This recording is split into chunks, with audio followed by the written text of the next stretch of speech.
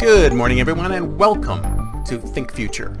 My name's Calabucas, and once again, we're coming at you live from deep in the heart of Silicon Valley, California. We're talking innovation, startups, the future.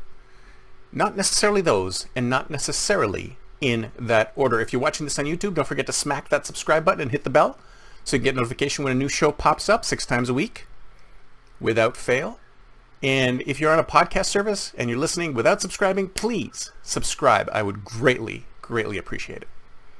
So today we're talking a little bit about flexibility. And I think that one of the things that's really interesting is that we have a gap.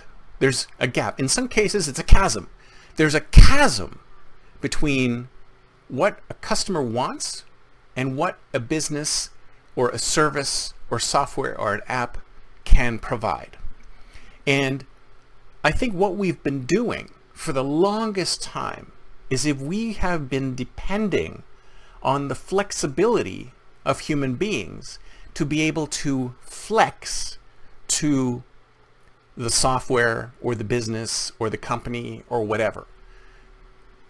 Because human beings are incredibly flexible. We will take anything. I mean, look at the coronavirus. We can get used to anything. We can get used to pretty much anything. That is the beauty of the flexibility of the human race, is that pretty much anything that comes along, if we want to work with it, we can modify our behaviors to work with it, right? If you want a mortgage from your bank, and your bank wants you to go through this onerous process to apply for this mortgage, then we'll do it because we are flexible enough to bend to the process. Just like your virtual assistant, your Alexa, your Google, whatever you got on your desk, how many times do you have to say the same thing over and over again with different accents and different this and different that to get it to do what you want? It doesn't flex to you. You have to flex to it. It's the same thing with all of this technology, all of this software, all of these businesses.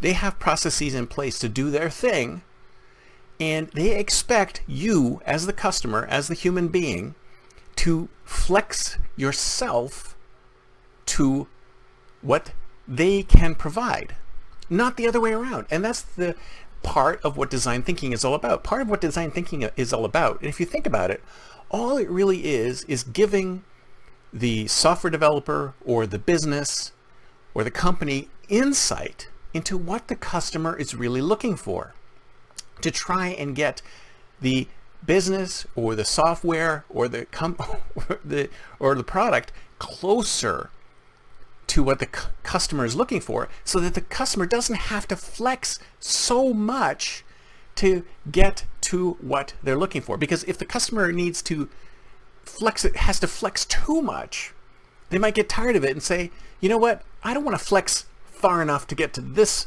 service. I'll flex far enough to get to this other service, which is getting closer to me, right? So for example, you may have a bank, a traditional bank, that provides a certain set of services, but then you get a neobank, which provides a set of services which is closer to what the customer is looking for. So the customer will flex to the neobank, but not flex as far as the traditional bank. And they still have to flex to the neobank because the problem is that even the neobank is not forming itself to the customer. It's not doing exactly what the customer is looking for. And that's why I'm a big proponent of task-based services.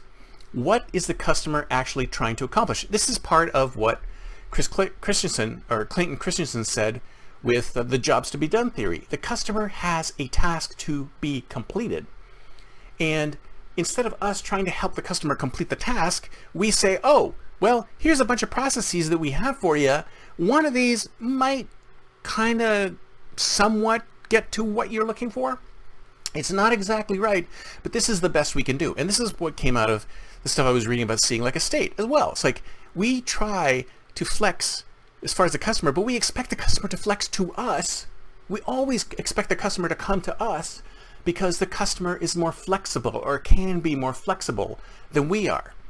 But the thing is the technology, the services, the businesses, the software that we're developing can flex more towards the customer. And the more you can flex towards a customer, the more flexibility that the software and the services have to get closer to the customer, the less the customer has to be flexible. The less flexible the customer has to be, the more likely you're going to get that business. Because even though human beings are incredibly flexible and they will change their behaviors and their location and their position and everything that they need to do in order to get what you're selling, even though they will do all those things, there's a breaking point where they won't flex if they have to flex further to get to something.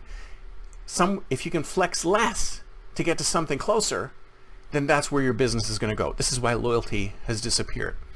So what I'm trying to say to you is that flex towards your customers. Don't stay inflexible and let them come to you, because one of these days you're going to have a competitor who is going to be more flexible and can get closer to where your customer wants to flex to, and they're going to eat your lunch. That's it for me for today. See you next time, and until then, don't forget to think future.